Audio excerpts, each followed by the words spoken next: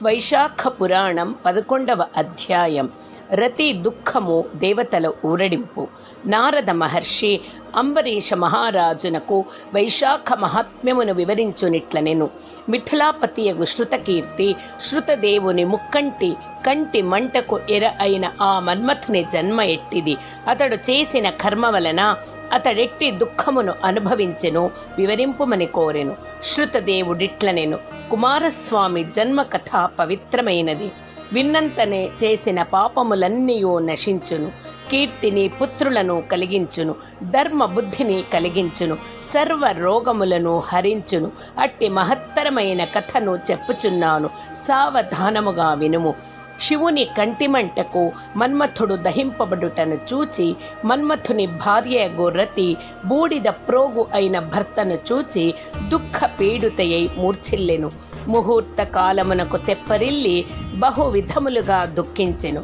ఆమె దుఃఖము చూచువారికి దుఃఖమును కలిగించుచుండెను. ఆమె తన భర్తతో సహగమనము చేయవలెనని తలచెను. అందులకై తగిన ఏర్పాట్లను చేయుటకు తన భర్తకు మిత్రుడగు వసంతుని తలచెను. వీర పత్నియగు ఆమె కోరిక ప్రకారము చితిని ఏర్పరచుటకై వసంతుడచటకు వచ్చెను. మిత్రుని దుర్మరణమునకు మిత్రుని భార్య దురవస్థకు విచారించుచున్న వసంతుడు రతీదేవిని ఊరడించుచు ఇట్లనెను: అమ్మా, నేను నీ పుత్రుని వంటి వాడను. పుత్రుడునగు నేనుండగా నీవు సహగమనమునర్పవలదు అని వసంతుడు బహు విధములుగా చెప్పినను రతి సహగమనము చేయుటకే నిశ్చయించుకొనెను. వసంతుడు ఆమె నిశ్చయమును మరలింపలేకపోయెను. ఆమె కోరినట్లు చితిని నదీ తీరమున ఏర్పరచెను. ఆమె గంగా స్నానము చేసి సహగమనమున చేయవలసిన పనులను పూర్తి చేసి భర్తను తలచుకొనెను. చితినెక్కబోయెను. అప్పుడు ఆకాశవాణి: కళ్యాణి, పతి భక్తిమతి, అగ్ని ప్రవేశము చేయకుము. శివుని వలనను శ్రీకృష్ణావతారమునెత్తిన శ్రీ మహావిష్ణువు వలనను నీ భర్తకు 2 జన్మలు కలవు. 2వ జన్మలో శ్రీకృష్ణుని వలన రుక్మిణీదేవికి ప్రద్యుమ్నుడుగా జన్మించును. నీవు బ్రహ్మ శాపమున శంభరాసురుని ఇంటనుందువు. అప్పుడు నీ భర్తయగు ప్రద్యుమ్నుడు నీతో కలిసి శంభరాసురుని ఇంట నుండగలడు. ఆ విధముగా నీకు భర్తృ సమాగమనము కలదు. అందువలన అగ్ని ప్రవేశమును మానుమని పలికెను. ఆకాశవాణి మాటలను పాటించి రతి అగ్ని ప్రవేశమును మానుకొనెను. తరువాత బృహస్పతి, ఇంద్రుడు మున్నగు దేవతలు అచ్చటకు వచ్చిరి.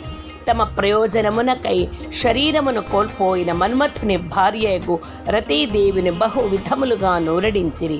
ఆమెకు అనేక వరములనిచ్చిరి. శివుని కంటిమంటలో దహింపబడి శరీరము లేనివాడై అనంగుడను పేరును మన్మథుడు పొందును.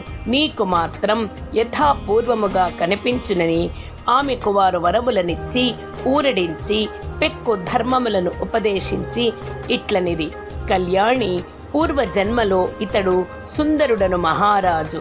అప్పుడును నీవే ఇతని భార్యవు. అప్పుడు రజోదోషమునందినను ఆ ధర్మములను పాటింపకపోవుటచే నీకిప్పుడీ స్థితి వచ్చినది. కావున వైశాఖ మాసమున గంగా స్నానము చేయుచు వైశాఖ వ్రతమునాచరింపుము. పూర్వజన్మలో నీవు చేసిన దోషమునకు ప్రాయశ్చిత్తమగును. ప్రాతకాలమున గంగా స్నానము చేసి శ్రీ మహావిష్ణువును అర్చింపుము. పూజానంతరము విష్ణు కథాశ్రవణము చేయుము. నీ విట్లు చేసినచో నీ భర్త నీకు లభించును అని రతికి అశూన్య శయన వ్రతము ఆచరించు విధమును చెప్పి దేవతలు వెళ్ళిరి. రతీదేవియు అతి కష్టముపై దుఃఖమును మృంగి సూర్యుడు మేషరాశిలో నుండగా వైశాఖ మాసమున వైశాఖ వ్రతమునాచరించుచు అశూన్య శయనమను వ్రతమును చేసెను. ఆ వ్రత ప్రభావమున ఆమెకు భర్తయగు మన్మథుడు కంటికి కనిపించెను. ఆమెతో యథాపూర్వముగా సుఖించుచుండెను. మన్మథుడు పూర్వజన్మలో సుందరుడను మహారాజుగా నుండెను. అప్పుడతడు వైశాఖ వ్రతము చేయలేదు, వైశాఖ దానములను చేయలేదు. అందుచే ఇతడు శ్రీ మహావిష్ణువు కుమారుడైనను శివుని కోపాగ్నిచే శరీరమును పోగొట్టుకొనెను. విష్ణు పుత్రునికి వైశాఖ వ్రతమునాచరింపకపోవుట వలన ఇట్టి పరిస్థితి వచ్చినచో మిగిలిన వారికేమి చెప్పవలేను? కావున ఇహలోక సుఖములను ఆశించువారు అందరూ తప్పక వైశాఖ వ్రతమును ఆచరింపవలేను సుమా. వైశాఖ పురాణం 11వ అధ్యాయం సంపూర్ణం.